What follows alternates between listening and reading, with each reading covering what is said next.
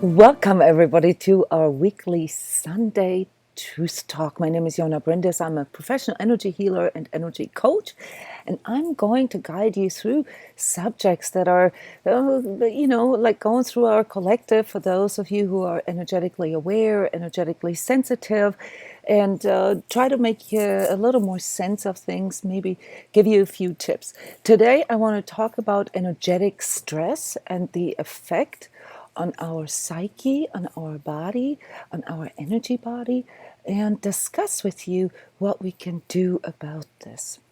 Now, I've noticed in the last couple of truth talks that me talking kind of produced a little silence there on your end, and I want to change this today. I want to really go into your questions and your comments. We have current events, the virus scare that we talked about last week, and all this bombardment that is coming in from the outside that are really affecting many of us. And I would love to hear from you what your current challenges are. And this way, weave in sort of the knowledge base here, the info about energetic stress. Okay, Rajni, I see your comment. You need healing for depression. So depression is one of those consequences of energetic stress in us. It stresses our entire body. It stresses our neurotransmitters. It increases our false alarm. Our heart rate goes up.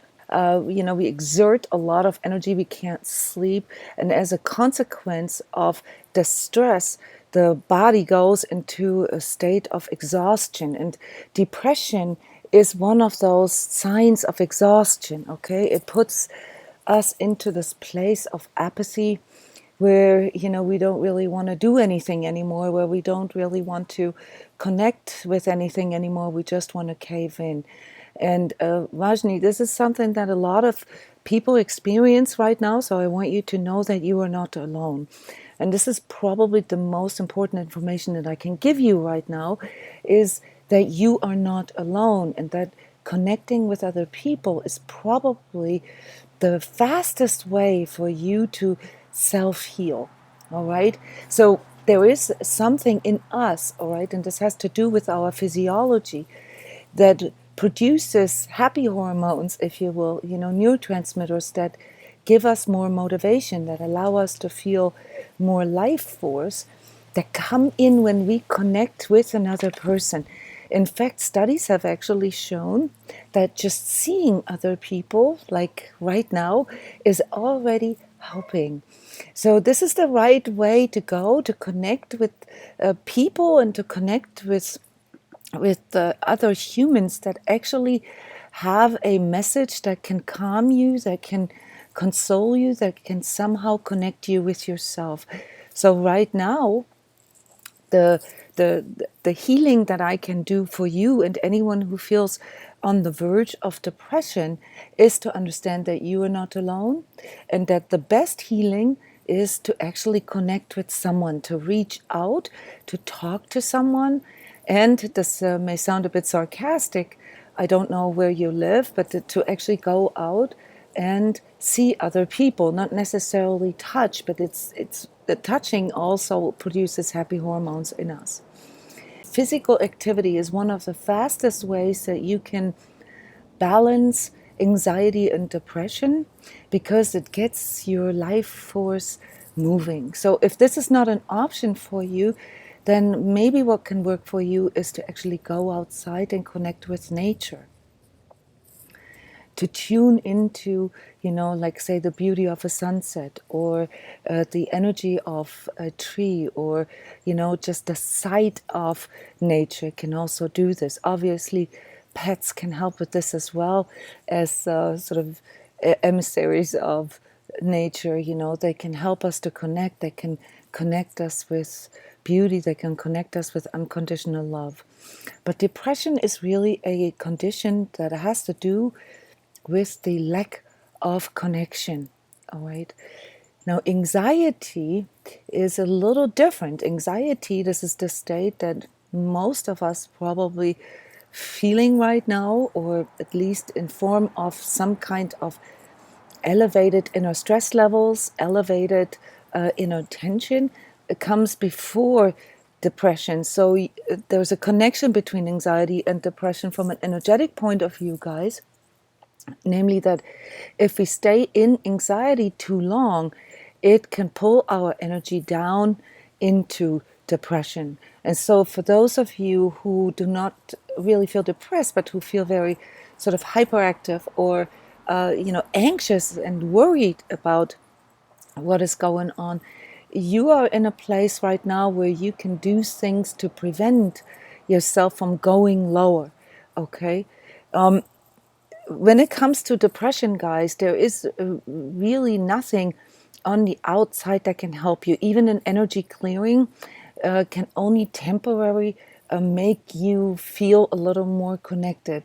But it is something that you need to cultivate from within. And the best tip is really to reach out, to go to someone or talk to someone you trust, who can listen, who is willing, to connect with you, and where you don't feel like you have to pretend, or you don't feel like you have to perform in a certain way, where you can feel safe being in this vulnerable place. Isolating, caving in, staying on your own is the worst thing we can do when we feel depressed. Even though this is often something that comes intuitively, we don't want to create a burden for anybody, or people are sort of instinctively kind of going away from us because they don't want to be dragged down by us. So it's really about the decision, the choice to do something about it that brings you, or that can bring you, out of depression. Rajni, if you believe that energy healing can help you, I've already posted this to you last week, then please send me an email. I offer free energy coaching sessions for anybody. All right, as an initial session, I can give you a little more detailed info as to what you can do in your situation. Yes, and I'm seeing you guys, and I want you guys to participate here. What are some of the things that you are feeling, that you are sensing, that is going on in your emotions, that you are observing? What are some of the things that feel stressful for you right now?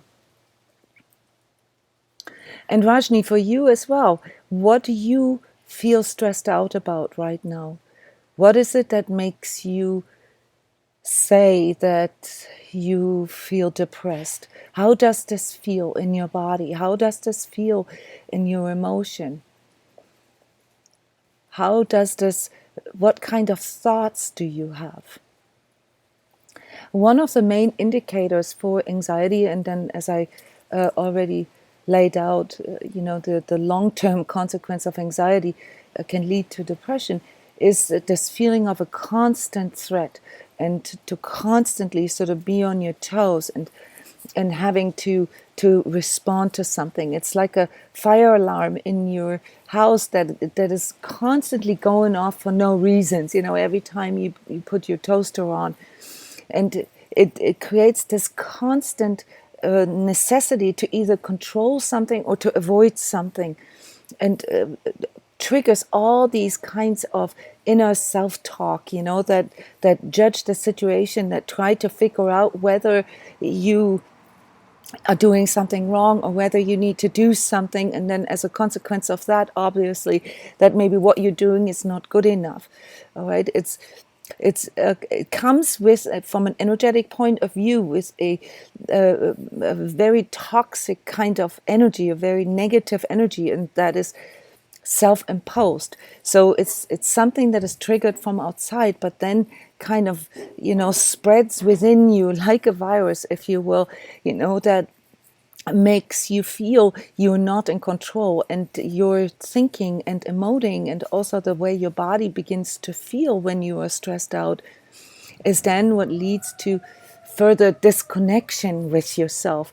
All right, so the actual sort of energetic diagnosis of anxiety, of elevated energetic stress, is a lack of heart connection. And this can lead to all different kinds of problems, right? That then further perpetuated, such as money problems, issues in relationships, or avoid, feeling these painful feelings, and then driving us into coping and addictions and so forth. Those are all then sort of things that make it worse. So the way out of that, guys, is to actually seek the things that can connect you, that can reconnect you with your body. This is the first way of remedying this, really. Your inner medicine, okay, that your self-healing energy that can be activated through connecting with your body is phenomenal, guys. So that's why deep breathing, walking. I see a lot of people right now needing to walk things off, to literally walk things off, to go outside and do a long hike, or walk through places that feel good to you, because it brings sort of this life force energy in you into motion. It speeds it up, and as your life force energy speeds up, it activates your inner self-healing. The other thing is through this physical connection, you often feel a little more motivated. You get out of this apathetic place, and that can then, or needs to be channeled in connecting with other people. So connecting with other people can happen in many different ways.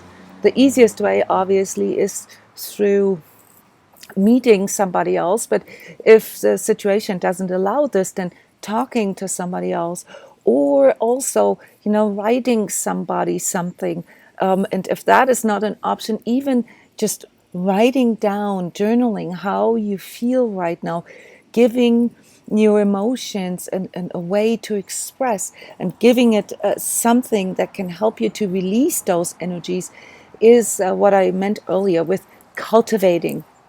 You need to cultivate this connection, all right? Because if you're not actively doing something that triggers your self-healing, these negative energies, they keep coming back in. Luisa, I see you. You're in Italy right now. You're not depressed, but you live inside because of the coronavirus. And it's not easy. Yes, I can imagine that. No social contacts. Everything is closed. Theater, movies, gym, no flights. I hope this will change soon. Luisa, thank you for coming here, and thank you for showing this to us, okay? This might sound scary, and we talked about this last week. If you haven't watched the Truth Talk from last week about the virus scare, please watch this again, because I'm talking about exactly this, what it can trigger in us. So Luisa, look, what you're experiencing right now seems like discriminatory, because only a few people in the world that live in these cluster areas like you do are actually experiencing this. Other people, they don't take this seriously, and you feel sort of singled out. This is, part of what makes this so difficult when you live in those areas, because you feel like you're the only one and nobody is doing anything about this. So talking about it, opening up about it, and sharing with other people is something that can already sort of, help you to share the burden. You're not alone, okay? There's many people in your situation, and just because there's no movies or nobody goes out doesn't mean that you can't have social contacts, okay? You can start your own Facebook group. You can, come together in maybe Skype groups with, your best friends. There's a lot of things you can do remotely and still, socialize, still have fun, with other people, okay? For me, as a remote energy worker, I've been doing this for 15 years, to talk to people over Skype, over phone, to show them things and to do things with them together. It's actually no problem. It's just really something that you need to switch in your head, that this is possible, all right? So the hardest part for you, Luisa, in Italy right now is the visual of this and all these things that it triggers in you, because it looks like zombie apocalypse, right? It's like You have this like lively streets, and Italy is known for its like really sort of life embracing, sensual lifestyle, and all this is suddenly comes to a halt. And this is the part here that you need to counteract. Okay, this will change soon. Okay, we've already seen this. The coronavirus is not the problem here. The getting sick aspect of that is not the problem, guys. The isolation and what this does to you right now is the problem. The energetic stress that you are experiencing through the isolation. So my big tip for all of you is to make an active, and the emphasis here is on active, step into connecting anyway. All right, this starts with yourself. Maybe write a diary. Write a diary. Like someone in my family, my extended family, is in the same situation as you are, and she is writing, sort of a report every day. This is can be very, very helpful, for others who are just entering into this, all right, to see the dynamics of this, and to be able to mentally prepare, and also know that it has an end date, that it ends at some point. So for you, because you guys are one of the few clusters here in the world that sort of came up right after the Chinese cluster, look at the people in Wuhan. Read the studies. I don't know how much you are into science and facts, but this is helpful, all right, to see how people have been responding, the creativity that they came up with to deal with the situation, to cope with the situation. Things are a little different in every collective, every of our different tribes, our different cultures, our different religions obviously has different ways to cope with things. In Europe, it's a little different than it is here in the United States, for instance. There is still, a lot of people that are alive from the post Second World War era, and this can trigger a lot of trauma in people as well. Have you observed something like that, Luisa, since you were mentioning that it's like war? That there are people who are actually sort of going into this place of, sort of shell shock almost, of being stunned and overwhelmed and not knowing what to do. Is that something that you can observe? People who talk like, doom and gloom, and it's the end of everything. This is something that needs to be avoided, guys, because it's not the end of everything. The thing that makes it look like that is this microscopic view that the media provides for us right now. I've talked about this last time, and also in my forecast, my energy forecast for March. For the first time, the media actually has a self-interest. And there's also other aspects of this, such as our financial world, the global economy, the global technological advance that is starting to come into the situation here that fires all these conspiracy theorists on. And I've studied conspiracy theories for like 30 years now, and I want to tell you one thing. If you are convinced that the coronavirus is man-made and that it's there for a certain purpose, and you go out there and try to convince people of that, what are you actually doing? Connecting within means to actually qualifying the energy that you are putting out there. If you go out there to convince other people that this is all conspiracy theory, okay, and with no further, suggestion or solution for people, what you are doing is becoming an agent of the matrix in that way.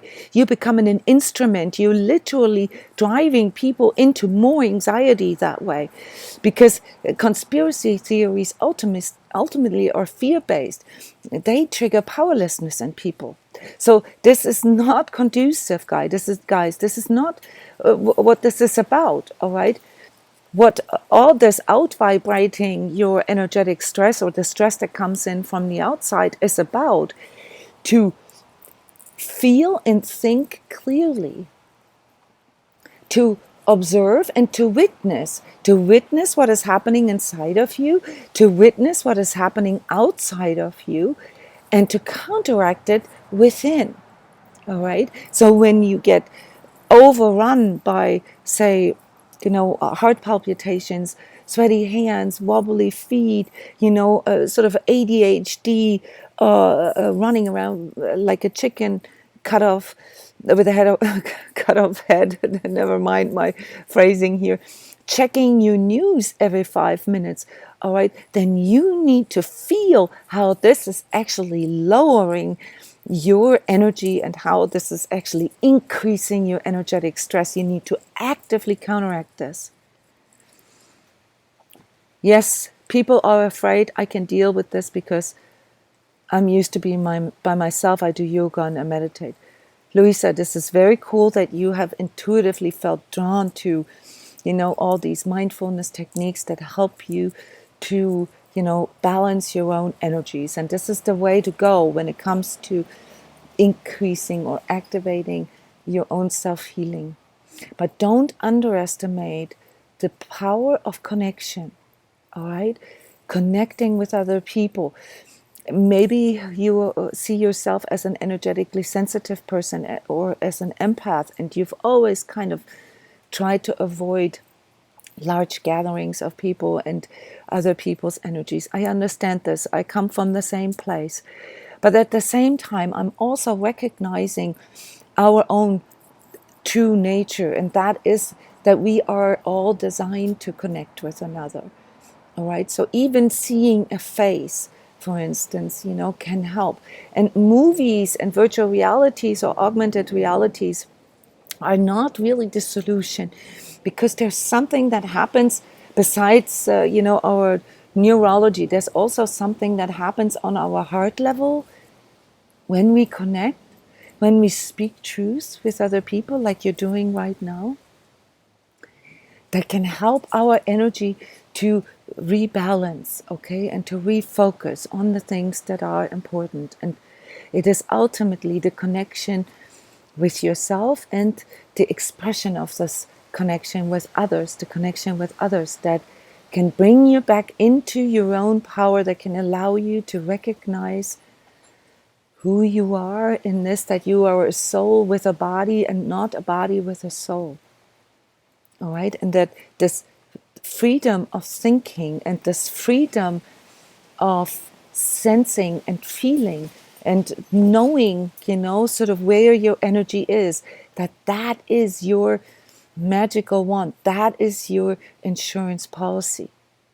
The big concern that I have, I've expressed this last time, is that these kind of experiments, this is like a social experiment, the coronavirus, that they that they lead us to accepting things, control technologies in the future, mandatory vaccinations, things that drastically reduce our freedom. Okay, and this is why we have to really stay clear here about what the larger perspective of all this is. As individuals, we are not very powerful, obviously, and we become even less powerful when we isolate. But as a collective, as a group, as consumers, as citizens, we are very, very powerful. And this is then, when we overcome our own internal fear of connecting with others, because maybe be afraid of contracting some kind of disease, or be afraid of other people's fear energies. When we refuse this is when we refuse to connect and to express the highest power in us. So we have to learn to trust in our inner higher power. It's not just a concept, it's not just a theory, this kind of talk about, divine power and things like this has nothing to do with religion. We all know that there is something like a soul power in us, all right? And this is the part really that can help us out of these situations or through these situations, because connecting with our soul power through our heart allows us to raise our vibration. And raising our vibration, even if this is just sort of woo-woo talk for most of you, is one of these magical ones that we have as humans, that we are just now about to discover. The power of connection is what allows us to out-vibrate diseases, to out-vibrate crises, to become resilient, to live through things that are, challenging for us. And this resilience then increases our confidence in ourselves and also our humanity as a whole. It is what allows us to evolve. And guys, this is, from a metaphysical point of view, really the big answer that we are all looking for. What is all this for? Human spiritual evolution happens through the confrontation with untruth. Learning by experiencing how to overcome untruth. And what you will find when you are actually looking for truth is that your true power is in connecting first with yourself, with your body, with your emotions, with your thoughts, with your spiritual yearning, with your etheric self, your energy body, your aura, and with that of others. This is an underdeveloped potential that we have as humans, that we are now, through these outer stressors, this outer crisis, are forced to discover. And those of us who are empaths, who are energetically sensitive or energetically aware, we have basically been thrown into this from the beginning by birth, and we were forced to learn this. So there's also good news with this, because those of us who felt sort of on the low end of society, because we've avoided all this social rah-rah, okay, because it made us, feel energetically contracted, or it didn't feel right, or it affected us in ways that we refused to take on. We are now the experts, guys. Times like this show you the true power of your divine nature and what your actual purpose is. All this practice as empath, as energetically sensitive here over the last 20, 30, 40 years, depending on how old you are, was training for what is now coming. We are the experts now, guys. The people that were laughed at, the people that were shunned, the people that were called names, okay, for the way we see reality. We are now the ones that have all the experience. And we've invested into learning our own energy system. We've focused on this. We've learned a lot of things that we can now share with others. So maybe you still don't feel inclined, to do sort of social butterfly things. As an empath, that is not really our way. But maybe it can motivate you to go out and help other people who do not even know the fundamentals of, grounding, centering, and clearing your energy. All those of you who've learned yoga, who've learned deep breathing, all right, who've learned to embrace the power of nature, who've learned to connect with plants, who've learned to connect with energies. You guys are experts now, and maybe it motivates you, to come out of your depression or your anxiety by connecting with other people who don't have this information yet. They don't have this experience that you have. How are you guys doing in your countries, guys? Would you like to give us all an update here? What are your areas or your countries? What is the energy that you feel exposed to? What is coming at you from, like, say, your news outlets or from other people? Give us an update here. Tell us what area or what country you're from, and share with us how things feel for you. I'm assuming that most of you are energetically aware, energetically sensitive, or empathic people. This is, sort of what I stand for here over the last 10 years. Share with us what you are experiencing or what you are perceiving, so that people in other areas know that they are not alone. Thank you so much, Louisa, for sharing.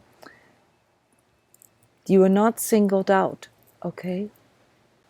What are some of the things that you experience? I live in Florida. There are a few cases here in Florida.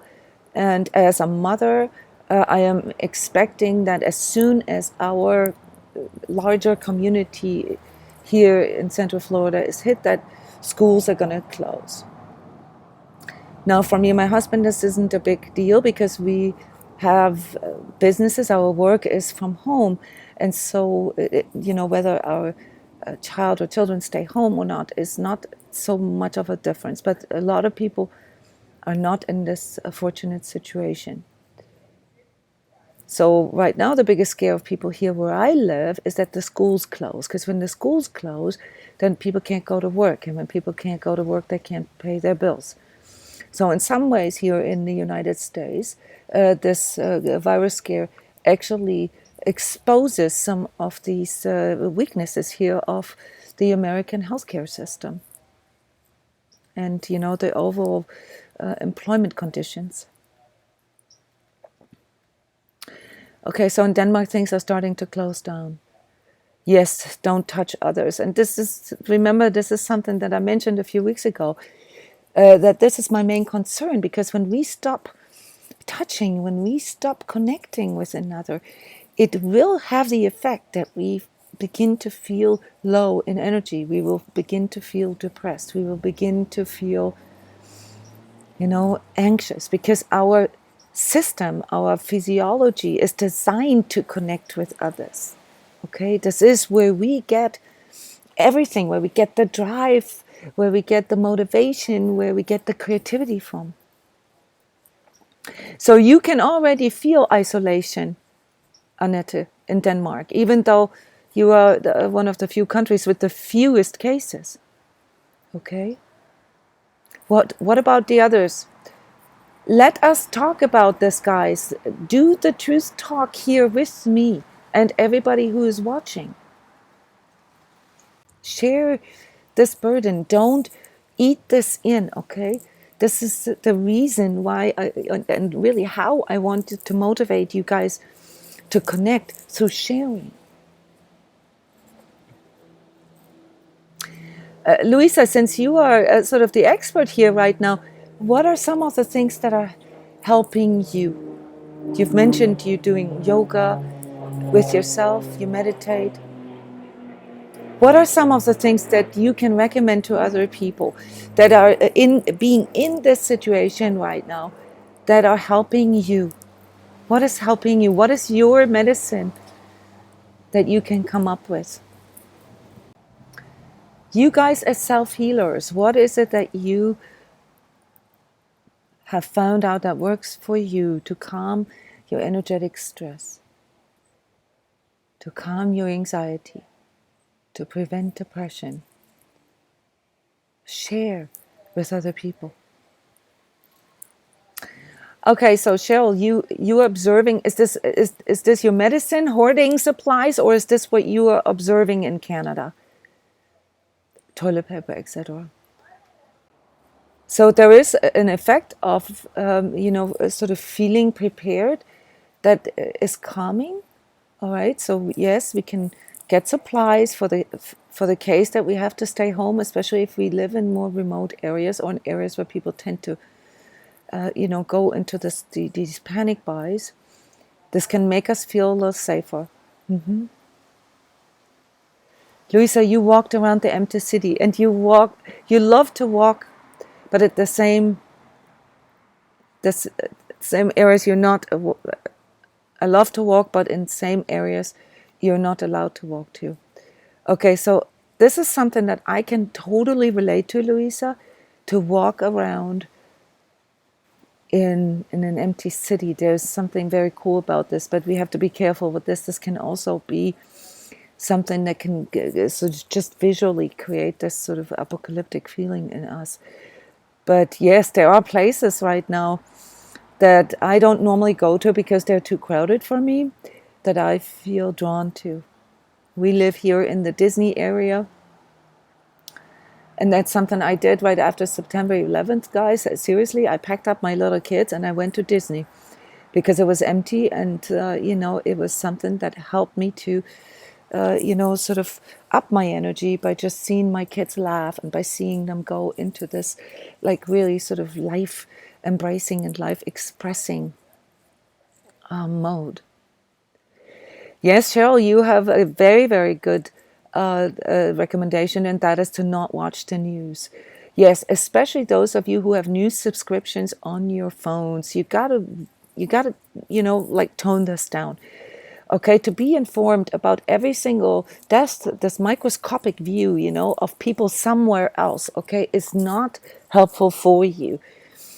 The only thing that might make sense is to maybe sign up for the Twitter of your local law enforcement, your community, not the neighborhood watches. Those are very, very energetically very vicious guys. I would not recommend that because that actually increases anxiety. However, if you live in a nice neighborhood and you have nice people around you, then having, sort of groups on your phone, where you can inform another and connect with another, this can be good. But news, that reflects sort of the doom and gloom from like all over the world, okay, just increases the feeling of powerlessness. So yes, thank you, Cheryl. Not watching news really helps. Also, it helps you to save energy because, it's this constant bombardment with, that fires on your nervous system, okay, that it can create an addiction. So people can actually get addicted to this, even though it's a negative reinforcement. But that's why reducing or cutting yourself off from news is actually a good idea. Louisa, this morning you tried to tell friends not to eat junk. Yes, the fasting a little is good for your immune system. Yes, very good. Eating junk, as we know, is one of the first things, and not sleeping, obviously, and not drinking enough water, is one of the first things that lower our immune system, our physical immune system, as well as our energetic immune system. And in times like this where people are hoarding and where they buy all these non-perishable items, like packaged foods and frozen foods and so forth, this is a big danger. That this cascade of more energetic stress is actually increased through bad food or bad lifestyle things, not moving. That's why moving and drinking lots of water and eating good foods, healthy, plant-based, fresh foods, lots of nuts and seeds with it, and, as fresh as can be, is a very, very good recommendation. I've prepared here for you a list of the 12 principles of higher vibrational living that I've published on my website many, many years ago. On the way out for you. So what can I do? Okay, this is obviously coming from me as in my capacity as energy healer, as energy coach. So I'm not just telling you guys to go get toilet paper, but some of the things that I've already mentioned here, namely what can help you to disrupt this this negative downward spiral of your energy, this increase of outer stress that creates an increase of energetic stress that lowers your physical immune system, but also your energetic immune system. So my main concern here is not so much the getting sick aspect of this virus scare, but the part here that lowers your energetic immune system and that makes you more susceptible for things such as anxiety and depression and, not wanting to connect with other people and disconnecting from your own heart, disconnecting from your own power. This is my main concern as energy healer. So keep posting, keep commenting, keep sharing things that work for you to raise your vibration. My tips for you here is summarized as the 12 principles of high vibrational living, which I will post as an article with the recording of this video here for all of those who are subscribed to my email list. Guys, subscribe to my email list. Go to my YouTube channel. There's lots of videos about energetic awareness, about your energetic immune system. There's a free training course for energy awareness and so forth. I mean, if you have to, spend your time in voluntary or involuntary quarantine, then spend it with videos, learn about your energy system. There is a group that I have, a sacred self-healing group here on Facebook. There is a forum, an energy forum that I have that has an archive of like over 500 videos, guys. You can spend all your time, learning about your energy system. Michaela, you live in North Italy, spending time in nature, meeting friends, practicing your physical, spiritual practices and sharing them with others. And most of all, fermenting food. That is what keeps you high and well. Wonderful tips. All right. Yes, fermenting food. This is, like putting them in a jar, working with things, being creative. Maybe some of you will, rediscover the love to an instrument or the love for painting and drawing. All these things help us to increase our energy.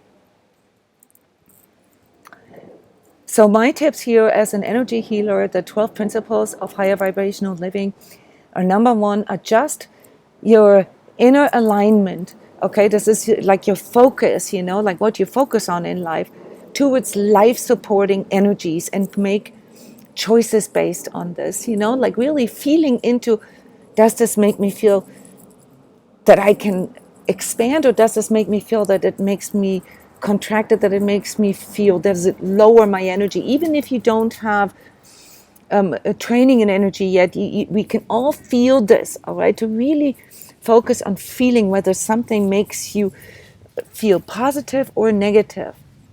Number 2, change your diet to support your body. What we just talked about, understand that food, and especially water, are one of the main supporters for your physical body. And your physical body, as the densest part of your energy body, does have an effect on your other bodies, on your emotional body, on your mental body, on your spiritual body, on your etheric body. All right, so you're gonna have to honor your physical body in this way. Number 3, really learn to feel into your inner energy. Start with your body. Feel into how energetic you feel, and maybe where you feel tension, where you feel pressures.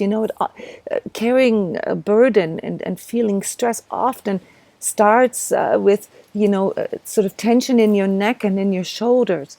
A lot of people feel this also in their lower backs. Those are all ways your body and your energies are talking to you. Don't be afraid to feel into this, all right? Understand that your emotions are also part of your inner signaling system that inform you about certain things. If you can feel that your emotions, and with it also your inner talk, your inner communication, your mental alignment is going low, and all you can feel is like and your expressions are kind of negative, then feel into this and counteract it, consciously counteract it. Number 4, really watch your daily exposure. This has to do with news, to life draining energies. News, but it can also be music, it can also be people, it can also be places. And become more selective, become better at setting boundaries. All right? Like, don't agree to things that are life draining to you. And this can sometimes mean, to say goodbye to certain people that you already know that are really draining for you. But this can also, of course, apply to some of the other things that we've already mentioned, certain foods, for instance, or certain things that you use to cope with. Number 5, learn how to regular, clear, and ground and center your energy. How to self-heal your energy body. Grounding, the fastest way to ground your energy is actually to stand up, to take your shoes off, to feel your feet touching the ground. If you do this in nature, even better. If you jump slightly up and down and create sort of a stronger impact with the earth, the grounding effect is even stronger. But even things such as walking can really help you to ground. If you're a nature lover, a tree hugger, ground yourself by touching a tree and sort of visualize your energy going down into the roots of the tree and connecting with the heart of this planet. Okay, those are techniques that can help you to ground your energy. Connecting, and centering happens in your heart. Your heart is the center of you, guys, not your head. Okay, your heart is the center. And when I say heart, I don't mean your emotions. I mean your heart center, like right here. Okay, this is where your power is located. All right, and clearing your energy happens through simple things, obviously, such as taking a shower and, expelling energies, through exercise, physical exercise. That's why, any kind of physical activity is the first aid for anxiety, because you have to release energies, and this happens the fastest through physical activities. But you can also energetically clear your energies through techniques. Go to SoundCloud. I have a lot of audios there and meditations that actually help you to do this. Guys, I've created a whole entire community around a self-healing course, an online course that you can sign up for on my website. Okay, there's so much out there. There's free tools on YouTube. How to clear and self-heal your energy body. Number 6, assess your energetic state and watch your own ego attachments. Be honest with yourself. What is it that you're holding on to? What is it that you're not willing to let go? This often requires a therapist or a coach of some kind, because we have so many blind spots, and our ego creates this illusionary state of security or control, and it's very hard sometimes to see through this. So this often requires us to reach out, either someone that you trust or someone who does this professionally, like myself. Number 7, take an inventory of your inner patterns and programs and things that you've already observed that are repeating over and over and over again. If you are experiencing certain stressors over and over again, it means that there's something you're not seeing, and it means that you're stuck somewhere. Okay? Number 8, identify triggers that pull your energy into lower vibrational places. Okay? This is mainly what we talked about here today. Change your energetic behaviors and interactions. Number 9, this has a lot to do with recognizing that there is energetic interaction, unseen interaction with other people, whether you want to see it or not. Okay, empaths are usually more aware of this. We talk about like energetic vampires and stuff like that. I don't like these labels, but it has to do with that. It has to do with this push-pull in the unseen, and manipulation, of course, and energetic absorption and projection. Again, here, check my YouTube channel. There's a lot of videos about that. Number 10, learn energetic defense techniques. Yes, learn how to etherically protect your energy. Learn how to shield. This has to do with your ability to feel into your energies and to release and to clear and to connect. All right, without these basic energy work tools, you cannot actually learn how to defend yourself etherically. And I want to warn you, there's a lot of misinformation out there, guys, that has parts of truth in it. But there's also a momentum here where people are out there teaching other people on what to do without actually knowing what they're teaching there, that sends you to the wrong exits. Okay? So I hate to say it, but you might want to rely on people who are professionals here. There is not many professionals out there when it comes to energy healing. Most of what you see on YouTube is not coming from professionals, guys. You might want to actually ask the elders here, the people who've been around for a while and who have a lot more experience. Number 11, becoming absolutely truthful with yourself. Be true to yourself on all levels. This means, to strip all these layers of false self and, who you think you need to be and what you think, how other people see you or what they think about you. Wasting your life force with, thinking more about what other people think about you than actually feeling into, how you are actually feeling. Okay, this is a big one, guys. And in situations like this, you can see how all this does not matter at all. Okay, this is the one bright side of going through a crisis like this on a global scale, because we are recognizing all these things that don't matter. So this is what I meant earlier with the confrontation with untruth, all right, and going through it, consciously, is what allows you to become more true. And number 12, learning how to actively and consciously manifest health and wealth and love and fulfillment in your life.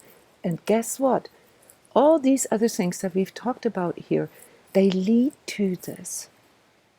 Without, learning how to sense your energies, how to work through your emotions, how to stop negative self-talk and outer negative communication, how to stop, this unseen projection and absorption, how to strengthen your body, how to honor this vehicle, how to connect with your soul. You cannot manifest fulfillment because you wouldn't even know what this feels like. All right, so this is why this is important.